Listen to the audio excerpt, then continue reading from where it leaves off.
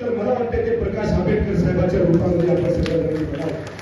का तुम्हाला सांगतो, कारण की साहेब किती मोठ्या मीटिंग मध्ये किती मोठ्या कामामध्ये जर असला आणि आम्ही जर फोन केला तर साहेब त्यांचा फोन आम्हाला रिटर्न येतो. काय काम आहे विचारून ते काम विचारपूर्वक तुम्हाला सांगतो पार करतात. पण साहेब बाकीच्या मंत्र्यांचं जर तुम्ही जर बघितलं तर तुम्हाला सांगतो घोड्यावरूनच शेळ्या राखायचे, घोड्यावरूनच शेळ्या हाकायचे. साहेब हे कुठेतरी आपल्याला आपल्या पक्षाला कमजोर करण्याचं काम हे लोक करत आहेत. हे आपण जबाबदारी आपण तुम्हाला सांगतो की आम्हाला माहित आहे की तुम्ही हुशार आहात, तुम्ही पहिल्या इंग्रजासारखे नाही, आपल्याला तळागाळातलं सगळं माहित आहे. पहिल्यांदा साहेब इमानदारीने माझ्या दोन्ही एका विषय होते त्यावेळेस साहेब आमदार होतो, मी जिल्हा प्रमुख होतो, मला एकदाही फोन उचलला नाही, मला घोडे नंबर माहित नाही. पण सन्माननीय श्रीकांत शिंदे साहेबांची सुद्धा तीच परिस्थिती आहे. केव्हाही जर फोन केला तर तुम्हाला सांगतो त्या फोनला प्रतिसाद असतो आणि काम जागेवरतीच त्या ठिकाणी करण्याची ताकद जर गुणामध्ये असेल तर श्रीकांत शिंदे साहेबांकडे असतात. तर बाकीच्या मंदिराला जर आम्ही फोन केला तर साहेब आमचा फोनही जात नाही आणि रिटर्न तिकडून फोनही येत नाही. म्हणून साहेब म्हणाल जास्त जर बोललं तर तुम्हाला माहिती आहे पुन्हा रतनाचा राक्षस होतो साहेब.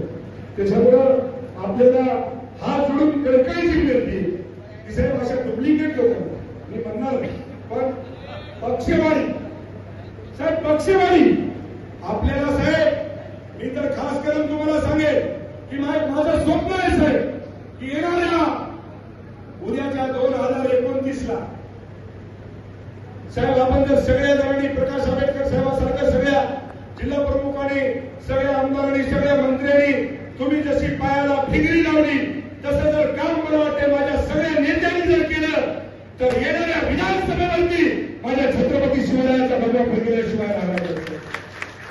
पण साहेब काहीच नाही, नुसतं लोकांमध्ये जायचं आणि असं करायचं साहेब होत नाही. साहेब खरे झालेले आहे तर यांना बाजूला मी म्हणणार नाही, पण यांना चांगली जबाबदारी द्या. त्यांच्याकडे होत नाही, ऐकू येईन, बोलता येईन, चलता येईन.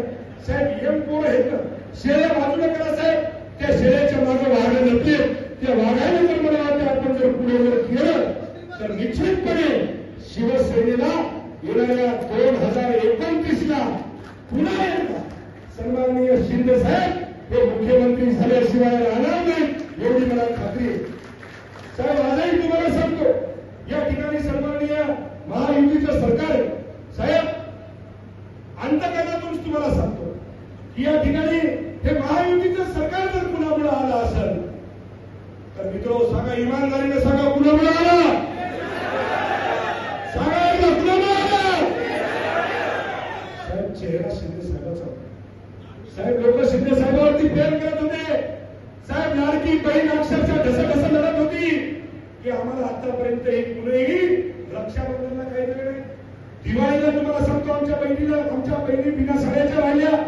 पण शिंदे साहेबांच्या आशीर्वादामुळे माझ्या लाडक्या बहिणीची रक्षाबंधन आणि दिवाळी सुद्धा चांगली झाली आणि या ठिकाणी या महाराष्ट्रावरती महायुतीचं सरकार बसलं.